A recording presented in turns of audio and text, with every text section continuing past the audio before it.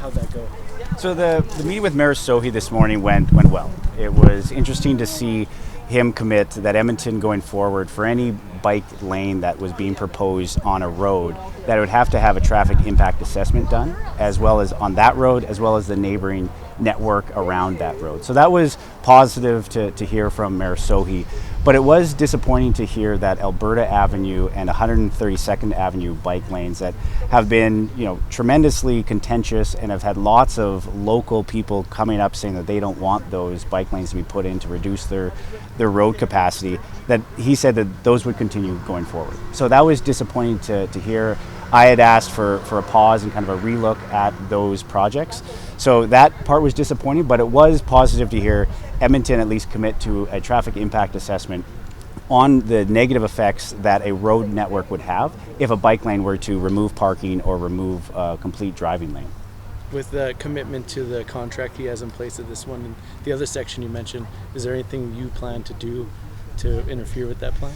So obviously we're looking at provincial legislation when it comes to making sure traffic impact assessments are in place for any road network that has a bike lane attached to it or that would remove that.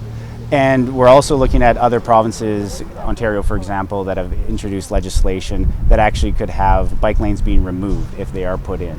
So that's something that we're currently looking at and we'll be reviewing. But the simple, easy path would have been for them to pause the construction on those two bike lane projects so that if they were to be removed, you wouldn't have to start from a completed project. You could have been starting from a half-completed project. And with that ruling in Ontario stating that it was unconstitutional to take those bike lanes out, you're still planning to go down that road? Yeah, we're reviewing how that court process is going. We've heard that the Ford government is going to appeal that ruling. And sometimes the benefits of going second is you can kind of see how certain pieces of legislation were written and what are the good and the bad parts of it. But obviously the provincial government, we work with municipalities, big and small, across this province to make sure that we have an efficient transportation network. So whether it's the province partnering with Terwillegar or just up here on Yellowhead, to make sure that the province can invest in these major arteries and collector routes and to make sure that you can have a free flow of Albertans being able to get around. And that's something that we're committed to do, whether they're large projects or small projects. What were your thoughts just when you were just chatting with a lot of people who live around here? I mean, when you heard from them about just the consultation that they say they haven't really received, I mean, what do you really make of that? So the consultation angle was interesting because it came up with the Mayor Sohi meeting where he admitted the fact that the original consultation for the $100 million of bike lanes was a broad concept. So it didn't have specific streets or avenues built into it. And so when I hear local residents here in Edmonton say that they weren't consulted on their local bike lane that's going to affect their community, they weren't. And I think that's something that the petitions that have been signed, the people that are speaking up to say that these bike lanes should not be coming into their communities because there hasn't been proper consultation, it's real and it was actually backed up by the mayor. For you, is the biggest concern with the, maybe the lack of access for first responders or that it may be too crowded? I mean, what would you say is your biggest concern just with the amount of bike lanes that do pop up? Well, it was amazing to see the visuals of fire trucks being able to get around certain roads with bike lanes, reducing the capacity, making turns that much more difficult. And so obviously for emergency response, that's going to have a negative effect. But then also the business impact of people not being able to park outside of businesses anymore, and also on residents, on seniors now not being able to have direct access to their homes, now having to park sometimes blocks away and having to walk to their homes. And especially in the wintertime, that's going to be even more difficult. So there are lots of local concerns, and that's why you have local consultations to make sure that projects, when they're brought in, it's something that the people actually want.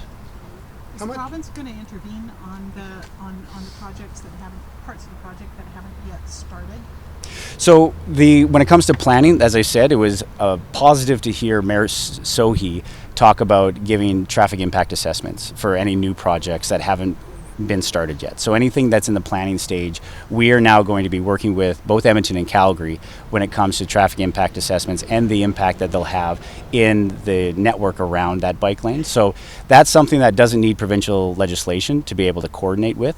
So that's kind of the next step that I think we're going to go on. So Councillor, what about this? Like this, there's no construction here yet. What about this? Yeah, so the traffic impact assessment on this project of what's going to happen, what would be the parking impact, that is going to be required for this project because it hasn't been contracted out yet. You've talked about free flow of goods and people parking in front of houses. How much does safety for cyclists factor into your consideration that maybe these bike lanes are actually useful for people who want to get cycling around? So cycling safety is obviously a priority. We look at the importance of having bike paths as something that is the best case scenario when it comes to cycling infrastructure, because you have a bike path and a designated lane that doesn't have to compete with cars and isn't taking over a road that was designed for a car. So that's something that, there's a great example here in Edmonton going to the Churchill station that follows the LRT line that is within the municipal right-of-way along the LRT. And there's also a transmission line that goes across the city where you have a bike path and a bike route that makes sense. So cycling infrastructure should be built in places where it makes sense. And that obviously is the safest path for a cyclist to get around any city.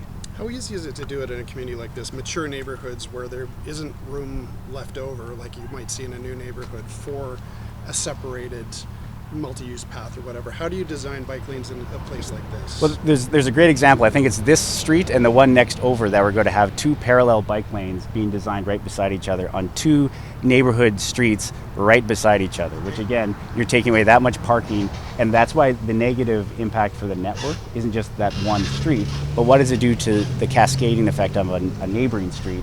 But in this example right here, you have two bike lanes being proposed on two different streets in the same network. That's going to have just devastating impacts to the people who live here. Okay, you've told us how not to do it, but how would you do it? Find right-of-ways that actually make sense. Find municipal land so you can have a bike path that people can get around safe, to be able to connect into other pathways across the city. That's how you do it, is you would find the locations, whether it's in municipal right-of-way that doesn't take over driving lanes for vehicles.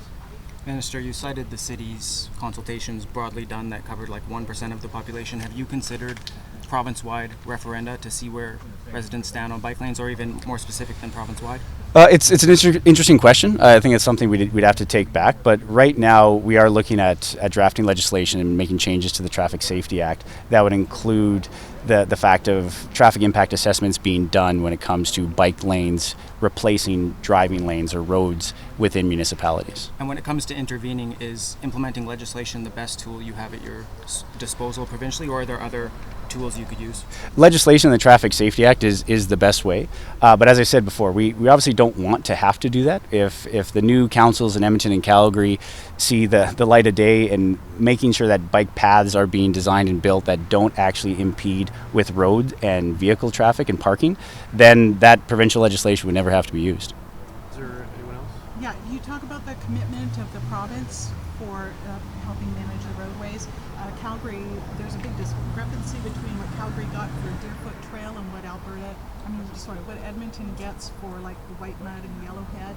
Is the province looking at fixing that discrepancy and giving Edmonton more money for those roads? So it's a bit of an art and a science. Obviously, the Yellowhead is a provincial road going through Edmonton that we're funding. Terwilliger Drive is a City of Edmonton road that we actually put in $120 million with a dedicated bike lane for it as well.